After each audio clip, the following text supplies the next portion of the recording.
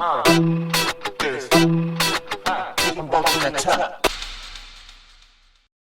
to the Daily Sports Content Economy Podcast for Wednesday, February 25, 2026. We created this podcast specifically for alternative and Tier 2 sports leagues, teams, competitions, and the athletes who compete in them. We just got out of a meeting with Price, and he wanted us to share what should be top of mind for today as you navigate the day. And honestly, navigate is the right word right now because the sheer volume of information coming at us today is just overwhelming. We spent the morning combing through a massive stack of 75 distinct articles, newsletters, and references to build this briefing for you. Yes, 75 sources. That is, that is a massive amount of noise to sift through. It really is. We were talking about deep dive summaries from Perplexity, some heavy reporting from The Athletic, breaking news from Sports Business Journal and Sport Business, plus some really niche insights from Tube Filter buying Sandlot, On3, and Marketing Brew. Exactly. And our mission here isn't to sit and gossip about what the NFL is doing with their billions. We're here to cut through that major league noise and translate it specifically for you, the challenger brands. Yeah. Because if you are running a Tier 2 soccer league, or organizing a gravel bike race, or you're an individual athlete just trying to monetize your training, you don't have time to read 75 articles. Yeah. You need the signal. You need to know how to move the needle today. So instead of just reading you a list of stories, I want to group what we found into these massive trends hitting the industry right now. Let's do it. Do you want to hit the top 5 headlines first just to set the stage? Yeah, let's rapid fire the big 5 we pulled from that stack. Headline 1 is a huge women's sports investment. Horizon and TogetherXer just launched a women's sports venture called IX-5. That one came through Perplexity and SBJ. Okay, and headline 2 is related to that. Massive sponsorship benchmarks.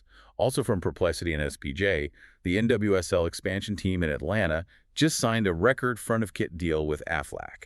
Right. Headline 3 is about platform partnerships. MLB and TikTok are expanding their partnership for global content and creator access.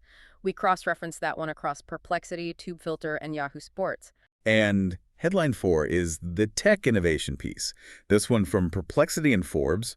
AWS Elemental Inference just launched an AI-powered live vertical video conversion tool. That one is wild. It is a game changer. And then the 5th one, rounding out the top headlines, comes from Sport Business. It's about alternative sports capital. Andre Agassi's venture firm is backing a new World Series of Pickleball. So 75 sources distilled down to those 5 major flashpoints. But let's dig into that first segment you mentioned, the money shift. Yeah, let's unpack that, because when you look at the NWSL Aflac deal and that IX-5 venture, it's really the exact same story. How so? Well, IX-5 is basically a commercial vehicle designed specifically to monetize women's sports IP, and then the Aflac deal is the open market coming in and validating that IP at an absolute premium price point. Okay, but let me play devil's advocate for a second here. Say I'm listening to this and I'm a general manager for a semi-pro rugby team or a mid-tier pickleball league. I see the headline, NWSL gets record deal, and I just think, well, great for them, they're on national TV. I'm not. How does this actually help me? Because that's fundamentally the wrong way to look at it. The Aflac deal isn't about massive TV reach anymore. If you actually dig into the SBJ report, this isn't some sort of charity buy from a brand. Right. They want an ROI. Exactly. Brands like Aflac are paying for sophisticated CRM and brand-safe storytelling. The trend analysis here shows sponsorship money is consolidating fast around properties that are data-rich. The whole premise of that IX-5 venture is that women's sports fans are this highly valuable, high-engagement community. So you're saying it's not just about the raw number of eyeballs anymore. It's about knowing exactly who those eyeballs belong to. Precisely. The days of walking into a room and selling a general sports fan to a sponsor are totally dead. Yeah. If you can't tell a partner exactly who your female fan is, what she buys, and how she engages online, you simply cannot charge the premium. But if you can segment that data, the market floor just went up for you. Okay, so let's get tactical for the listener. The do-today list. If I'm a Tier 2 league or a race director, I can't just conjure up an Aflac deal by 5 p.m. What do I actually do today? You build the infrastructure for it. Your task today, before you leave the office, is to go into your ticketing or your newsletter database. You need to tag and segment your female fans. If you have 5,000 people on a list, find the 2,000 women. Then You build a one-page women's vertical sponsorship sheet. Just a single page. What goes on that sheet? You package your social content and your shoulder programming. Do you have a pregame show? Do you have a post-race interview series? Package that specific inventory for a sponsor who specifically wants to talk to women. Don't sell the whole league. Exactly. Sell the women's vertical. It makes a smaller asset feel incredibly targeted and premium. That is huge for leagues. But what about competitions and endurance races? For competitions, you need to add a women-specific content and hospitality layer to your 2026-2027 pitch deck today, like a race preview show or a sponsor brunch. Get that in the deck and email your partners in the health and finance sectors before you log off. I love that. Wow. And for the individual athletes, if TogetHexer is looking for IP, how does a track athlete or a surfer tap into that? Based on the TogetHexer news, athletes need to inventory their storylines immediately. You have to stop pitching yourself to brands as just a talented competitor. You need to pitch yourself as a show. So no more emails saying, hey, please sponsor my season. God, no. That email gets instantly deleted. You pitch an episodic concept, specific narrative arcs, return from injury, or the balance of motherhood and competition, or the college to pro transition. You pitch it like a TV pilot. Yes. You tell them, I'm producing a 6-part series on my recovery from ACL surgery. Here are the deliverables. 6 reels, 3 YouTube shorts. You are handing platforms like TogetHexer or local RSNs a finished product. That distinction is so critical. You aren't selling potential, you're selling a defined product. Right. Okay, speaking of products, we have to transition to this second massive wave we saw in the 75 sources. The tech and video content revolution. This is where things get a little scary, but also incredibly exciting. Yeah, we saw the headlines from TubeFilter and Yahoo Sports about MLB expanding with TikTok. But the report from Forbes and Perplexity about AWS elemental inference really blew my mind. It is a total game changer for anyone running a lean content operation. Break it down for me. Because AWS elemental inference sounds like a weapon from a sci-fi movie. It basically acts like one for your marketing team. Normally, if you stream a live game, say a Tier 2 lacrosse match, you have a horizontal feed. To get clips for TikTok, you need a human editor sitting there watching the game, cutting the clip, changing the aspect ratio to vertical, adding captions, and then uploading it. Which takes time, and usually by the time they hit post, the viral moment has already passed. Exactly. But AWS Elemental Inference is an AI tool that watches the live stream in real time. It uses computer vision to track the ball and the players.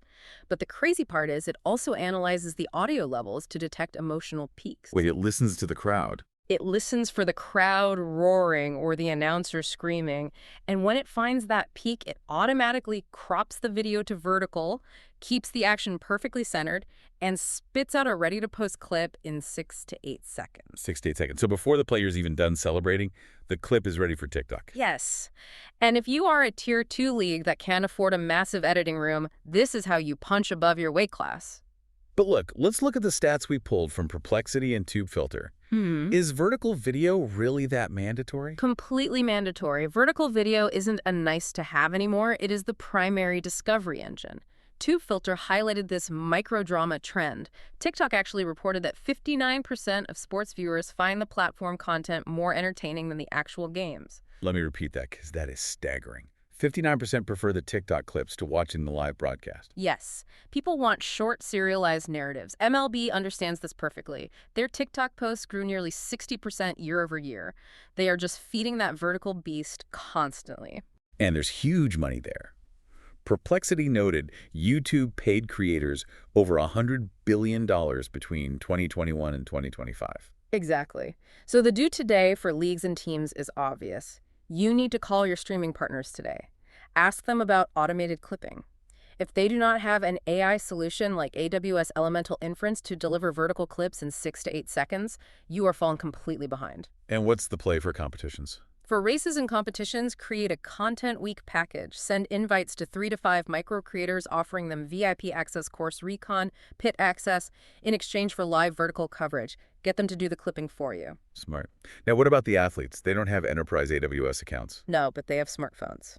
The strategy TubeFilter highlighted is the game plan strategy. Athletes need to pick just one platform today, TikTok or YouTube Shorts, and commit to a daily breakdown format. What does a daily breakdown look like? Like a vlog? No, vlogs are too heavy to produce daily. We mean 30 to 60 seconds of deep technical analysis. Deconstruct a specific tactic from your game or review a piece of gear. Establish authority and make sure you tag your league so they can amplify it. Okay, let's pivot to the third wave, monetization and the new athlete model. This ties back to the SBJ headline about Anthony Kim's deal with Malbon Golf and that creator economy outlook we saw from Yahoo Finance and Perplexity. Right. This is the massive shift from endorsement to ownership. Explain that. Athletes are realizing that just taking a flat fee to wear a logo is a bad deal long term. Anthony Kim didn't just take a check from Malbon Golf, he partnered with them. And then you look at that incredible piece in The Athletic about Kevin Durant planning to play in the 2028 Olympics at age 39. The olds are winning. They really are. But from a business perspective, the new model is longevity plus equity. If athletes are staying relevant into their late 30s, renting out their brand space for a one-time fee is terrible business. They want equity in the companies they work with. Sure, but if I'm a professional bowler or a cyclist in a Tier 2 setup, I can't walk into Nike and demand an equity stake. Nike, probably not. But a startup or a niche lifestyle brand? Absolutely. The do today for athletes is to identify one equipment or apparel brand where you can genuinely contribute to R&D. Research and development. Yes. Send them a pitch deck proposing a revenue share or a small equity deal tied to a specific athlete edition drop, rather than just asking for a $5,000 sponsorship fee. So you align the incentives. I'll help you design the script tape, and I want a percentage of every unit sold. Exactly. And for the leagues, the do today is just as urgent. You need to review your athlete agreements today. Because if athletes want equity, leagues have to adapt. Right. Consider adding a creator equity addendum. If your top performers are creating content IP that drives league revenue, you need to offer a revenue share to align incentives. Otherwise, they will leave for a challenger league that does. That makes a lot of sense. All right, we need to talk about the grassroots level before we wrap up. We saw some fascinating reporting from Buying Sandlot about the youth sports complex market and that piece from The Athletic about Salt Lake City. Yeah, Salt Lake City is emerging as the sports metropolis. What Buying Sandlot highlighted is that institutional capital is just flowing into physical infrastructure for youth and amateur sports right now. And we saw the Savannah Bananas are hosting youth camps now. Which is brilliant, turning a viral entertainment brand into a physical participation funnel. If you are a team or facility owner, your due today is to look at that Savannah Bananas model. How are you monetizing camps and physical experiences effectively? But there's a huge risk in this space right now, too, which the On3 report really hammered home. Yes, the street agents. What exactly is a street agent in this context? It's a dark byproduct of the NIL era trickling down to youth sports. On3 and Buying Sandlot both reported on these unregulated middlemen.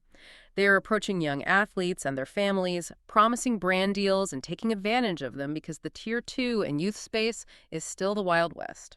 So they aren't certified agents. Exactly, they're uncertified. So the actionable warning today for any parents or athletes listening, be incredibly wary of uncertified agents in the NIL space. Verify representation immediately before you sign away any marketing rights. Such a critical warning. Okay, we've covered a massive amount of ground. Money moving to women's sports, the vertical video AI revolution, athlete equity, and the youth infrastructure boom. It's a fundamentally different landscape than it was even 2 years ago. It really is. Now, before we go, we always like to leave you with one final provocative thought. Something from the very bottom of that 75-source stack to mull over. What stuck out to you? It was a piece from Marketing Brew about something called agentic commerce. Agentic commerce. Right. It's the idea that AI agents are starting to autonomously buy things on behalf of people. Wait, so I don't go online to buy a shirt. My AI assistant does it for me. Exactly. You tell your bot, buy me a moisture-wicking training shirt under $40, and the bot goes and finds it. Okay, but how does the bot choose? It's not looking at Instagram influencers. That is the crucial part. It looks at metadata. The thought I want to leave you with is this.